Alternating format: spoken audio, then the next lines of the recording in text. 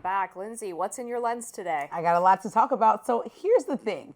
If you're going to name something the big, beautiful bill, you better be ready to defend it. And for Nebraska Congressman Mike Flood, let's just say his mic got flooded with boos. At a town hall with more than 700 fired up constituents, Flood tried to explain why he voted for Trump's sweeping domestic policy package. But he couldn't get a word in without being heckled. Take a look. The other thing that the big, beautiful bill did, the only way we're going to get through tonight is if I get a chance to tell you why I voted, because ultimately I represent you. And it didn't let up for more than an hour. Take a look. Next slide, please. These are the other important parts of the one big, beautiful bill. Next slide, please. No taxes on overtime.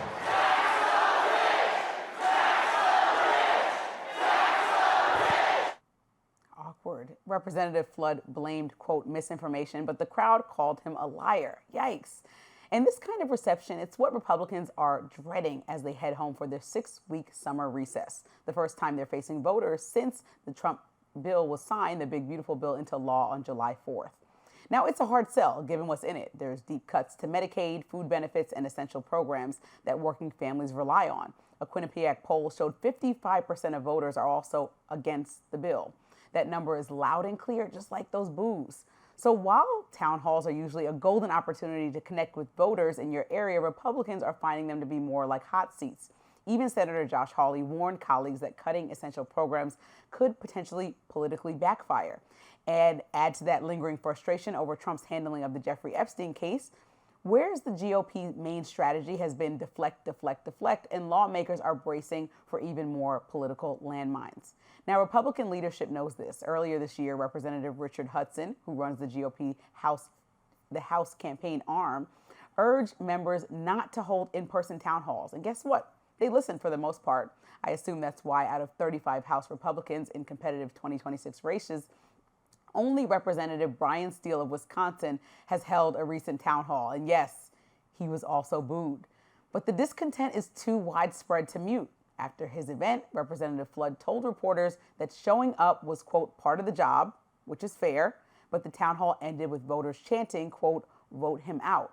So yes, points for showing up for sure, but no points for pushing through legislation that most people who voted for you did not want. Yeah, interesting scenario at this town hall, right, where you had these loud boos. I mean, I do think that if you're going to ask Republicans to go out and do town halls, it would behoove you to then at least allow them the opportunity to speak.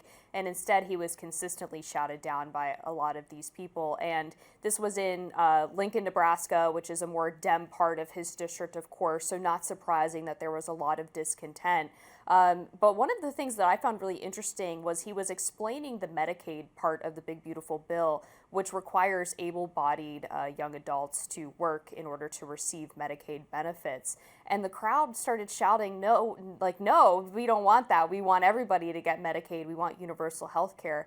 And that's not consistent with where polling is at on the big, beautiful bill. While 55% oppose the bill overall, when you ask them about these individual portions of it, particularly the Medicaid work requirements, that's actually really wildly popular.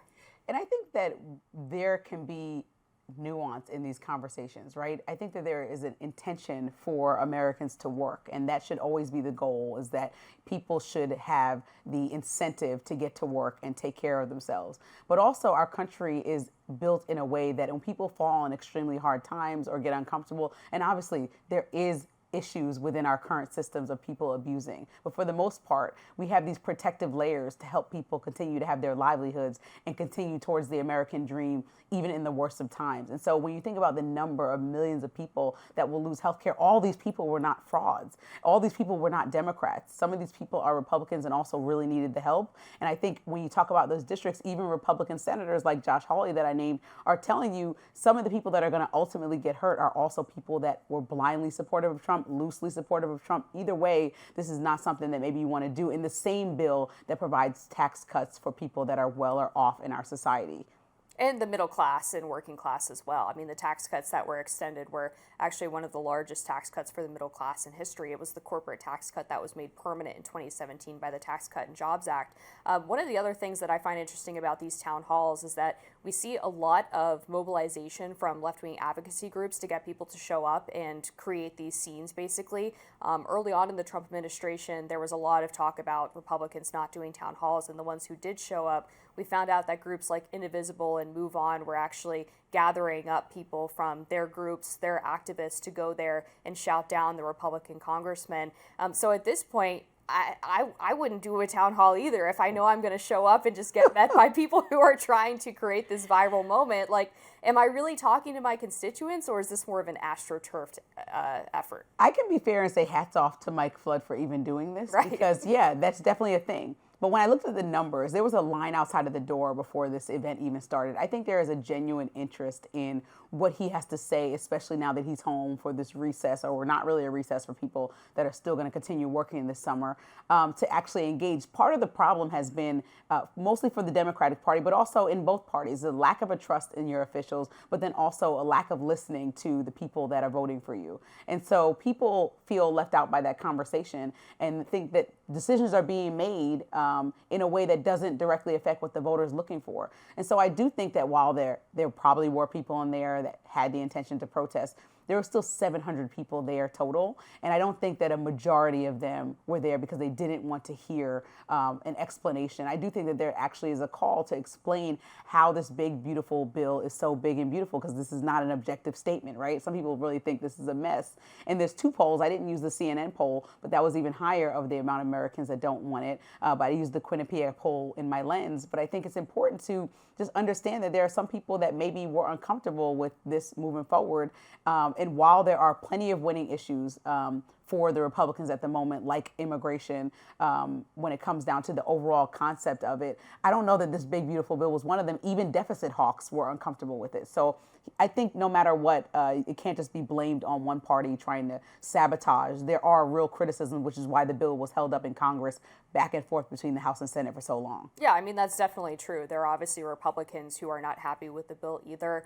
And, I think looking at what Mike Flood did going out to this town hall, there's going to be other staff members in Congress working for Republicans, and I've heard this from some of them, who'd say, you couldn't pay me enough money to hold a town hall at this moment because we know what's going to happen. So I think that's 100% fair.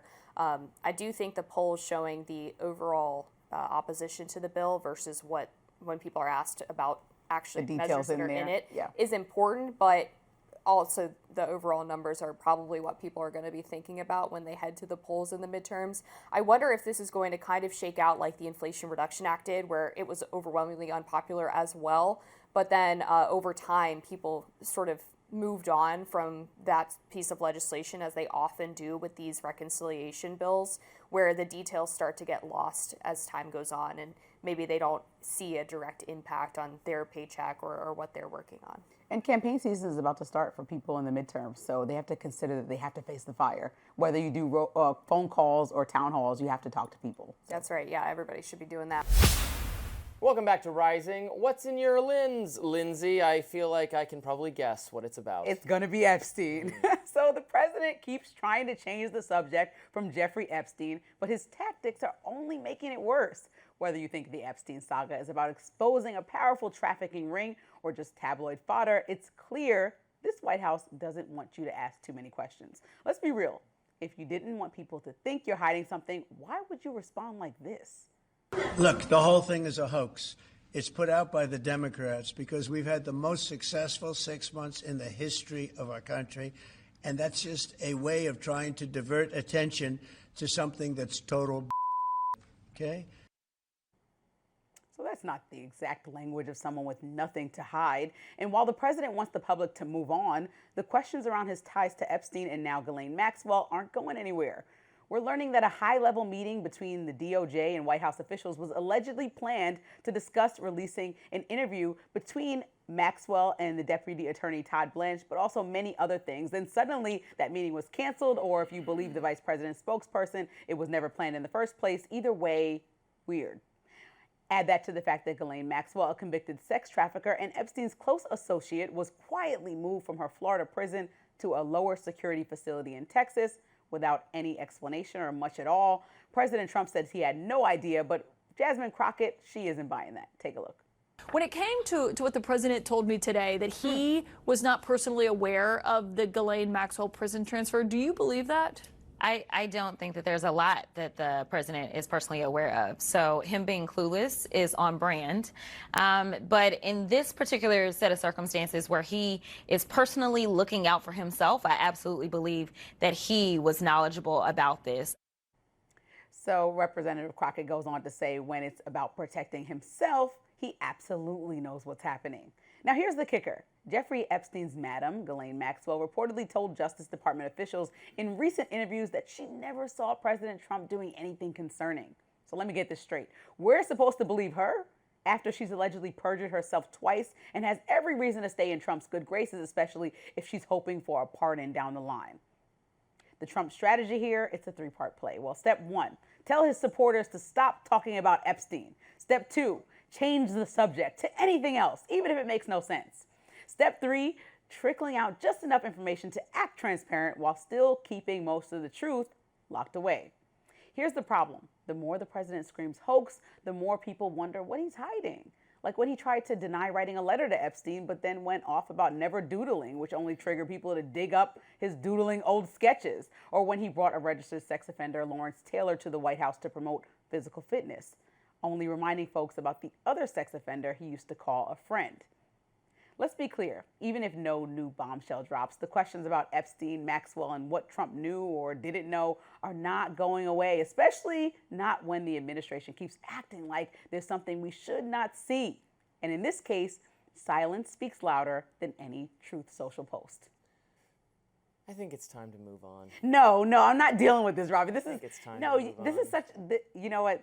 This is ridiculous behavior coming from you. It's not time to move on, and I don't think that it's MAGA base is going to follow you along to this I think they moveon.com. No, I don't think so. I think that people in the moveon.org. party. Okay, whatever. I don't think people in the party want to just move on. There is a vested interest in the Congress, and we're especially not going to move on this month. They've done subpoenaed 1 million people to come testify, high-profile people. There's nobody who knows anything, and there's nothing to say. And we already just should know all the believe Ghislaine information. Maxwell. No, you know what? Why are they not releasing all the documents that the Treasury Department happens? They've released hundreds no, of thousands we of should documents. definitely follow the money, and that will answer a lot of the questions. They keep waving these things in front of our faces that they may or may not release. Release the Treasury Department documents, and we will understand where the money went, and that will tell us what crimes happened. What money? What are you? We know what crimes happened. Jeffrey Epstein was a No, abuser of involved? Who sex. was paying him? They said that Jeffrey Epstein was bribing people. Which people No, in political? Who said this? He was not bribing anyone. People think that Jeffrey Epstein had stuff on other People people. think high that profile. Martians are hiding in You the. believe in people think aliens? things. No, don't. No, I don't believe in aliens. Okay, this don't is start beginning to this. resemble the UAP thing No, quite a this is bit. such a We ridiculous know thing there was to a say. man and a woman involved in sexual abuse of And underage lots of people. high-profile political people, and that it could include President Trump. Were So accused by if we see liars. the money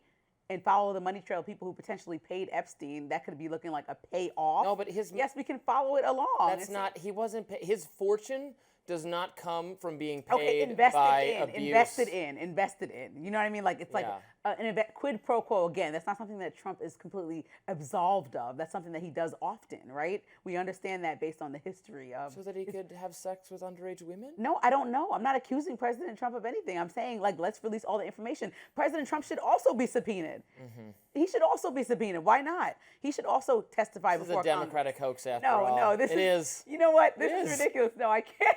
I can't. No, he's right. I can't even believe Trump you're is. doing I didn't this. even. I didn't No, I'm completely very agree with Trump at interested the in beginning, but as time goes on, I think he's totally correct about No, this. well then just release He the was information. wise to, from the start, say, there's been a lot of false accusations made in this category. So if there's new stuff that's in the public eye, we'll release it, and if all there's your not, we people. won't. Explain Cash Patel. Explain Pam Bondi. Explain everything that they said for the last year about. Yeah, all they were the Epstein grifting. They overpromised. They promised something that wasn't actually there. They now realize that they had to actually, so many MAGA people are used to making sensational promises and never having to follow up on those promises because they're not actually in power. But now we are in power. MAGA is in power, so they had to do what they said they were going to do, and they were caught in that hypocrisy because there's nothing they can do because there's no new information on high-profile abusers of young girls related to. So then Epstein why is and it bipartisan committee subpoenaing all these high-profile people? Why are they moving forward with this? People on both sides of the aisle. Why is that happening? I am perfectly happy There's to an hold interest in finding out Cash how Patel this can and happen, Dan all the steps Bongino that led us to get and to a A.G. situation like Bondi this. accountable for misleading their own supporters about what was going to happen when they got to be in charge. And you just I agree with accept that. anything But Ghislaine Donald Maxwell Trump never says. said Like anything to the she contrary. said, "Oh, I didn't see anything egregious coming from President Trump. Yes, I want a favor from him, but I just want to also let you know he's the best guy in the world." We can't accept what Ghislaine Maxwell has to say either way. If Exactly, Ghislaine so- Maxwell came out tomorrow and said, I got the dirt on all sorts of people, we wouldn't believe that. So why are we okay with Todd Blanche going to meet with her, Trump's friend and personal lawyer? Why are we okay with that? You need to just keep it consistent. There is I'm very nothing upset to with you see right now. here. No. You are okay It's with true, that? though. No. What is the strategy here? What was given to Ghislaine Maxwell to make her feel comfortable enough to move so fluidly, move down to a lower security prison, ask for pardons, ask the Supreme Court to review the case? Like, she is moving in a way of a free or about to be I don't free think woman. she'd be pardoned. Okay, but this is what might be happening. And so you have any fuel for President Trump if he pardons her? Does that bother you at all? Yeah, I don't think he's going to, and I don't think he should. Why would he pardon her? There's nothing Because to she pardon might her over. make his base happy and speak about the lies that she wants to tell to make him happy. That's the She's agreement. gonna- That's why we she's want to going know to about. You think she's going to make false accusations against Democrats on Trump's behalf, and then she's going to get a pardon? Name That's what you everybody think ause is gonna besides happen. President Trump. Yeah, that'd be and very that's bad. acceptable to you. Or Of course not. No, absolutely exactly. So not. you but would hold President Trump's feet to the fire and say, "Oh, that's now what are you But hiding?" the Epstein, the truther people are holding up known false accusations like Virginia Giuffre, who made admittedly false accusations because she retracted them, and a whole bunch of other people who made millions of dollars accusing prominent people. And that grift, which has been held up as truth, is just the same Me Too overreach type stuff. It's the exact same thing. That's Look, the basis of this whole story at this point. Robbie, of the people that were interested in this. I agreed to you and honestly said I was not interested in this at first, but the MAGA base was so interested in this, I got on board, and now I'm getting abandoned because it's a hoax? No, I'm interested now All I in the want to information know, you presented to me. my only So I remaining would like to continue question forward. is the intelligence connection, because Ghislaine Maxwell was connected through her father, or her father at least was connected to Mossad. And so if Epstein was protected, or if there were law enforcement looking the other way because he was working in an intelligence asset capacity, that remains plausible to me, and I would like that question still answered. If we have information, I would like them to tell us more. Of course, the government is never going to admit willingly any intelligence asset sort of scenario. So I support Thomas Massie and what he's doing. I just don't think we're going to find out more about high-profile abusers. So right now we're just wasting money and time subpoenaing all these people. Lindsey, what's in your lens today? All right. For years, the podcast charts have been in a stronghold by conservative pro-Trump voices. I mean, Joe Rogan, Ben Shapiro, Sean Ryan. Trump even leaned into this lane during the 2024 campaign, bypassing traditional media in many instances for appearances on these shows. But something interesting is happening. In the first 6 months of Trump's return to office, the MeidasTouch podcast, a pro-democracy, anti-MAGA show, by most accounts hosted by the Meesless brothers, has been ranked #1 a few times across major platforms. On YouTube from July 21st through the 27th, MeidasTouch topped the U.S. podcast chart. From June 7th to July 7th, Podscribe clocked it at 124 million views, more than triple Joe Rogan's podcast at 39.2 million views. Still high, but not as high as the MeidasTouch. Rogan slipped to 6th so far in August. Meidas is still holding steady at the top of that chart. That indicates to me a cultural turning point, one that reveals a growing hunger for alternatives to MAGA talking points, even among audiences who once leaned right. And here's where it gets interesting. The very voices that built up Trump's online influence are turning on him. For example, Rogan, Andrew Schultz, Tim Dillon, mainstays of the anti-establishment manosphere, have called out Trump's recent policies. Take a look at Andrew Schultz. I voted for none of this. He's doing the exact opposite of everything I voted for. Yeah. I want him to stop the wars. He's funding them. I want him to shrink spending, reduce the budget. He's increasing it. It's like. And let's not forget his shady handling of Jeffrey Epstein. I'm not letting this go. Joe Rogan said he's drawing a, quote, line in the sand. Take a look. This one's a line in the sand. Yeah. Because this is one where there's a lot of stuff about, you know, when we thought Trump was going to come in and a lot of things are going to be resolved. Yeah. We're going to drain the swamp. We're going to figure everything out. And when you have this one hardcore line in the sand that everybody been talking about forever, and then they're trying to gaslight you on that. It turns out Joe Rogan is not alone. A UMass Amherst poll found that 70% of Americans disapprove of Trump's handling of Epstein-related info. Nearly 2/3 think his administration is hiding something. This is a glaring vulnerability. Here's the opportunity, though. Democrats have reportedly been trying to manufacture their own Rogan in recent months, spending millions to find someone cool enough to break through. But that kind of voice isn't made in a lab. It emerges organically when the message matches the moment. Right now, the MeidasTouch brothers are meeting that moment. Their rise shows that pro-democracy, truth-telling voices can dominate a digital space if they're bold, consistent, and most importantly, real. So here's the punchline. Trump isn't just losing liberals, he's losing and irritating his own base. That's the disillusionment. It's just Democrats' biggest opening if they show up with substance, not just vibes, not ads, real policy, real engagement.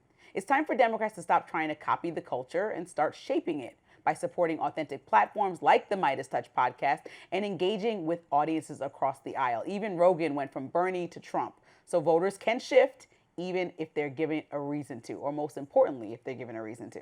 Well, I totally agree with you that the Democrats' approach to the podcast space has been all wrong in trying to manufacture these voices of trying to have Jamie Harrison or people who are really part of the establishment be those leading independent media folks. And what MeidasTouch has to their benefit is that it is an organic growth. I do want to exercise some caution about the numbers. Just looking through, I did notice that they are posting upwards of 10 to 15 videos a day, whereas Rogan's posting one a week. So I think it's possible that they are getting a lot of views on each video, but it might not be unique viewers, whereas each Rogan video has a higher total count, but they're posted less often. But that being said, they're obviously doing well. I've done media hits with them before. I think they're talented communicators.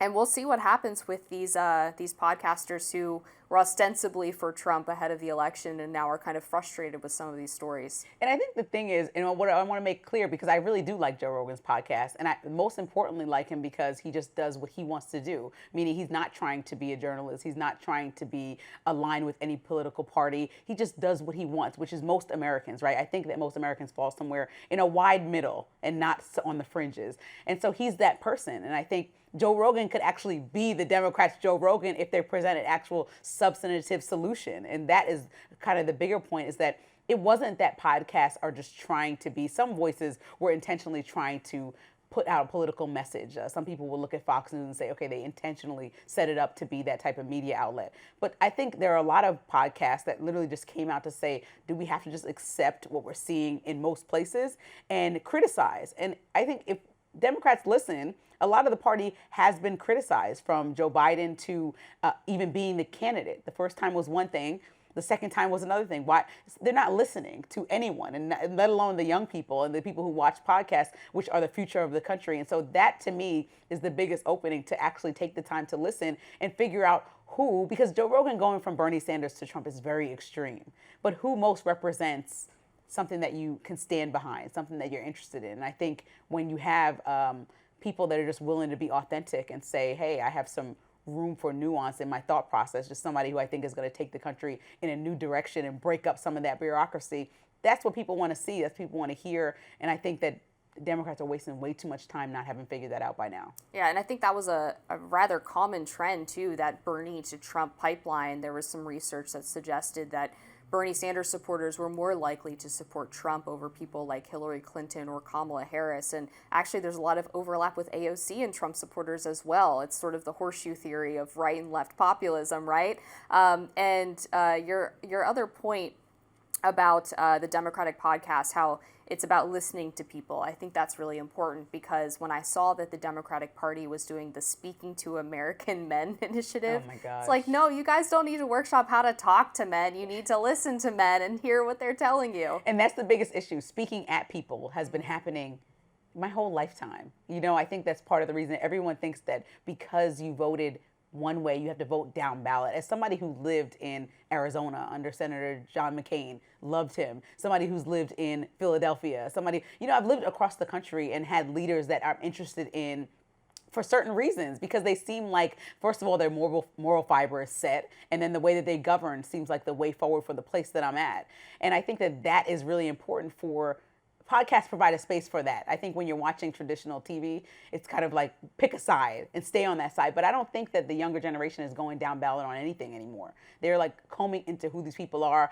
People on podcasts are researching more than I am, not even they're like, oh, I actually found this from 20 years ago, this soundbite. And I think that's amazing, because also they're holding people's or candidates to the fire to say, who are you for real? Based on the history of your life and everything that you've said, who are you? And they want to know, what will you do seriously, not, talking a good game, but what will you actually implement in the coming years? And they're looking into that, and I'm actually happy about it. What I really like about the podcast space, in addition to the deep dive into issues and candidates' histories, is that they offer an opportunity for candidates to be humanized to an extent. They talk a lot about things that you typically wouldn't hear in a cable news interview. Just going back to Trump's Rogan interview before the election, for example, he was talking about, what his most inspiring moment was the first time he became president. And he talked about going into the Lincoln bedroom and feeling sort of the weight of that history and how awe-inspiring it was, and really how cool it was. And you don't often hear Trump talk about moments where he's caught off guard.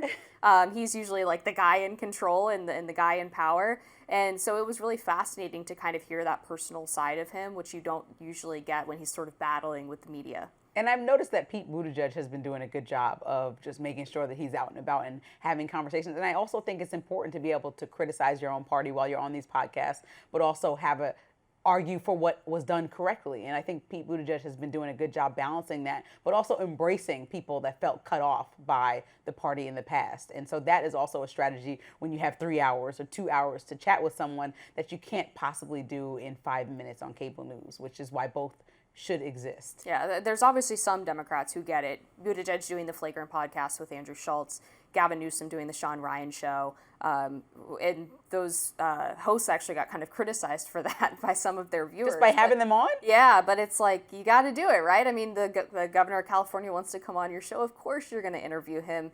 And look, there's a lot of criticism of Gavin Newsom, flip-flopping on issues, maybe on some of these podcasts, or changing some of the things that he's been for. But the fact that he's willing to do it obviously speaks to how media savvy he really is. Like Brene Brown says, get in the ring. Don't throw stones from outside the ring.